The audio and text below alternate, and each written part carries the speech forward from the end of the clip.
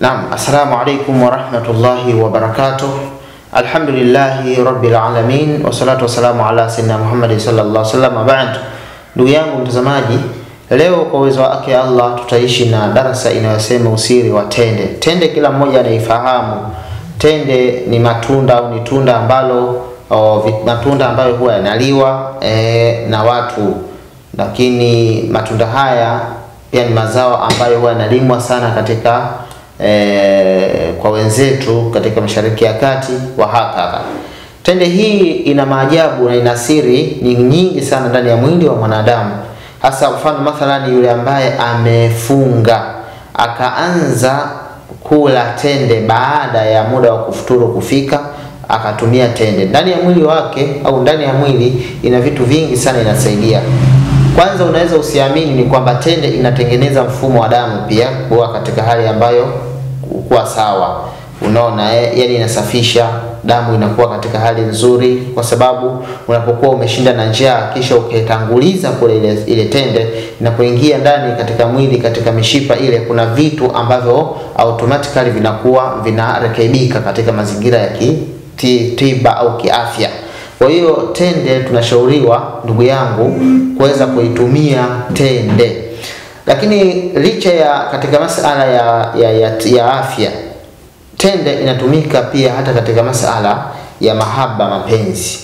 Nikaja nyumbani kwako ndugu yangu, baada ya kufika nyumbani kwako ukaniandalia, ndio kitu cha kwanza kabisa kabla ya chakula mathalani ukaniandalia tende na maziwa, inaleta mahaba makubwa sana.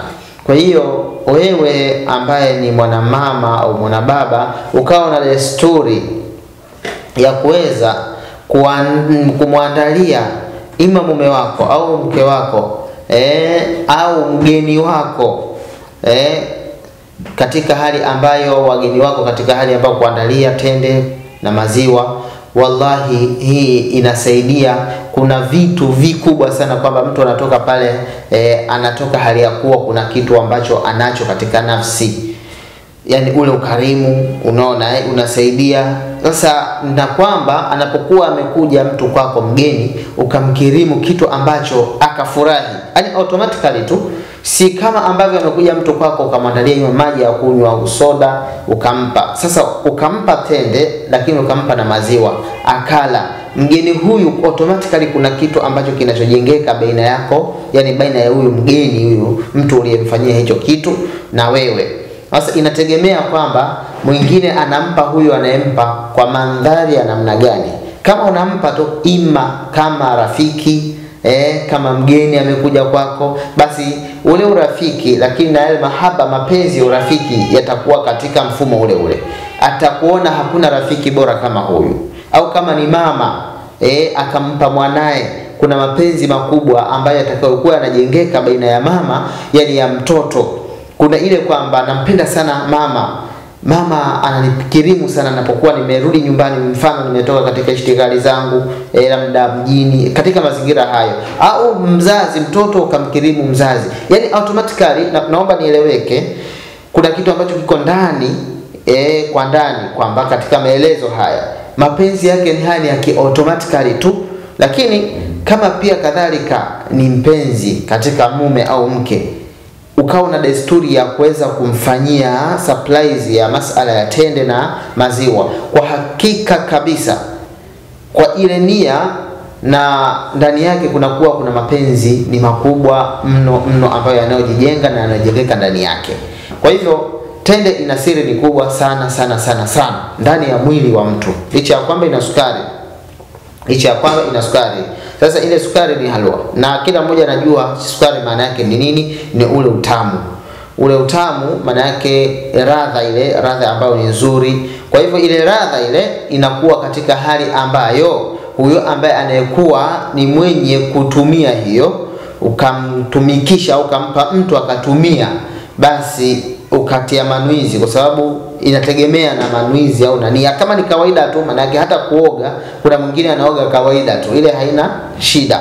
Lakini yule ambaye anaoga kwa ajili ya kujitakasa au kwa ajili ya kujitakasa, basi nia yake itakuwa katika hicho ambacho amenuizia katika hicho kitu. Kwa hiyo kama ni maji, mfano unaoga wewe, nia yako uondoshe na janaba au uchafu uliopo ndani ya mwili au katika mwili wako, basi maji yale yatakokoa na yataondoa ile najisi au ile janaba iliyopo katika mwili wako, kwa kuendana sawa na ile nia ambayo umeitia moyoni.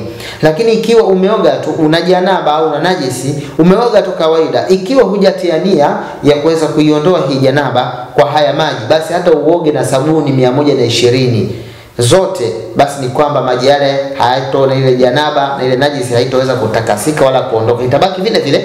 Na ndio maana katika Qur'an tukaambiwa innama almushrikuna najisa au najasun, hakika kuna watu ni najisi automatically, moja kwa moja.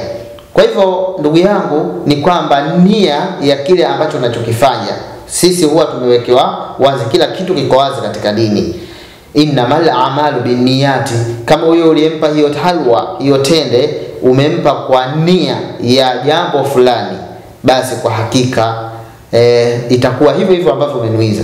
Mfano, kisha ni kuacha ndugu yangu, mtu amekukorofisha, kuna mtu amekufanyia kitendo kibaya, kichafu, kibaya mno, hakika utakuwa na hasira naye, utakuwa na hasira ni kubwa na yeye.